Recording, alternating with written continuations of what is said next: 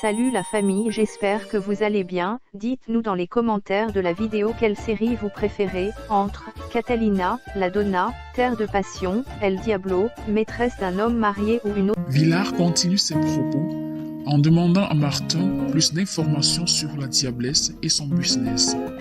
Celui-ci lui répond bien évidemment. Martin le met en garde contre le duo que forment la diablesse et El Diablo, car tous deux réunis sont intouchables. Albiero est seul dans la chambre avec son garçon dans ses bras. Il profite de cet instant pour faire des confidences au petit.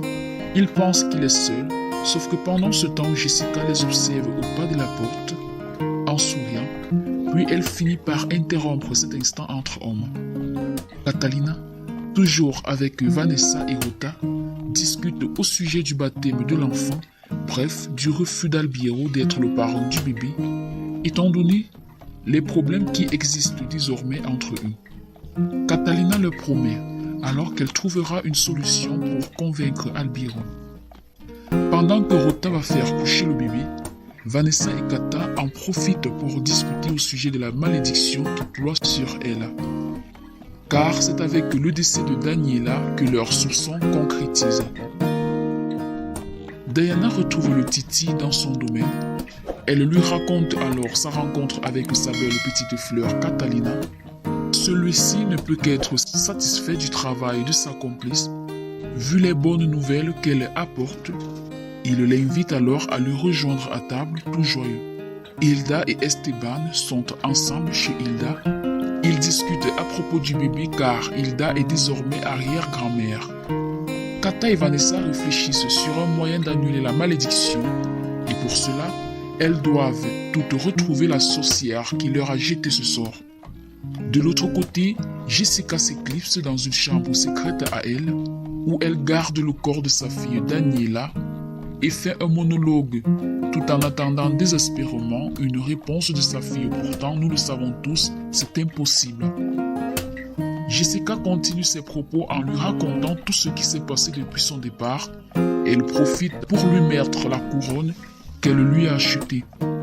La diablesse décide alors de faire un tour avec Daniela pour qu'elle puisse prendre un peu d'air. C'est drôle, pourtant elle est décédée. Le dîner fini, Esteban et Hilda discutent. Isabelle lui fait comprendre qu'il faudrait qu'ils commencent à chercher une nouvelle maison pour qu'ils puissent y vivre tous les deux. Esteban est très content d'entendre cela. Ce dernier s'éclipse alors un moment pour aller faire des courses, laissant Hilda. Jessica est comme prévu dans la voiture avec sa fille. Bref, le corps de Daniela, elle lui fait visiter tous les endroits de son ancien quartier. Soulignons que pendant leur patrouille, Esteban, qui était sorti faire des courses, observait la diablesse et sa fille au loin cachées. Celui-ci se précipite alors auprès d'Hilda et lui fait part de ce qu'il a vu. Ils ont l'air de croire qu'il s'agisse véritablement de Daniela, pourtant ils peuvent jurer que Daniela n'était plus. Ayant entendu les bruits dehors, Catalina la petite se réveille et aperçoit une voiture avec deux femmes qui observent la maison d'Herman Dario. Elle ne se doute pas qu'il s'agisse de la diablesse. Elle se précipite alors pour réveiller Nacho, mais c'est trop tard. La voiture est repartie et ils s'en vont se coucher. Tony et Kata sont dans la voiture et celui-ci ne peut s'empêcher d'essayer d'entamer la conversation. Sauf que Kata n'est pas du même avis, mais finit tout de même par rire d'une de ses blagues.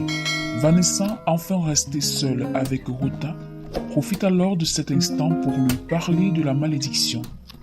Ils sont très inquiets. Ils essayent de trouver une solution, bien évidemment, il faut retrouver la sorcière. Lors de leur conversation, Esteban surprend la photo d'Albiero sur la table de travail de la belle. Il profite de cet instant pour lui faire une belle déclaration d'amour. Arrivée chez elle, Catalina demande à Tony de dormir dehors, mais celui-ci insiste sur le fait que les ordres viennent du patron et qu'il ne doit pas la laisser seule. Mais Kata refuse catégoriquement et le laisse planter là dehors. Il va dormir dans la voiture. Apparemment, Kata veut qu'il s'enfuit en courant. L'avion vient d'atterrir en Colombie. Villa et Martin se disent au revoir, puis se séparent. Au même moment, la voiture de Titi arrive. Il est venu chercher son collaborateur, puis ils s'en vont. Catalina ressort avec une couverture pour Tony. Il en aura vraiment besoin. Elle n'est pas si méchante. Puis, ils se disent bonne nuit. Kata reçoit un appel de Daniel et sa copine qui lui font part des dernières nouvelles, dont l'arrivée de Martin en Colombie, et lui met en garde qu'il a été aidé par Villar. Nouvelle qui suscite une grande inquiétude. Jessica est venue chercher son bébé, mais la mère porteuse lui demande pourquoi. Cette dernière lui rappelle à l'ordre. La mère porteuse, quant à elle, en profite pour lui faire part de ses inquiétudes. Vu que son mari n'était pas encore arrivé comme prévu, il faut dire qu'elle ne sait pas qu'il a été assassiné. Jessica lui ordonne de pomper le lait. Catalina fait un rêve dans lequel Martin est dans la chambre à coucher. Celle-ci se réveille alors en sursaut. Elle a eu la peur de sa vie. Jessica, à son réveil, constate que le bébé ne se trouve pas dans son berceau. Elle se dirige alors dans la chambre de la mère porteuse. De l'autre côté, Valentina et sa mère déjeunent tout en discutant. Celle-ci profite alors pour lui demander le pourquoi de son inquiétude à propos de sa sécurité. Mais sa maman ne daigne rien lui dire. Villar ne supporte pas les agissements de Titi. Il lui rappelle alors qu'il n'est pas venu en Colombie pour les femmes, mais pour les affaires et son désir de rencontrer la diablesse. Celui-ci est très pressé. De l'autre côté, Jessica arrive dans la chambre, s'empare du bébé et menace la fille de ne plus s'approcher de son fils, sinon elle agira. Catalina, quant à elle, se réveille, voit une fleur sur sa table et un mot laissé par Martin.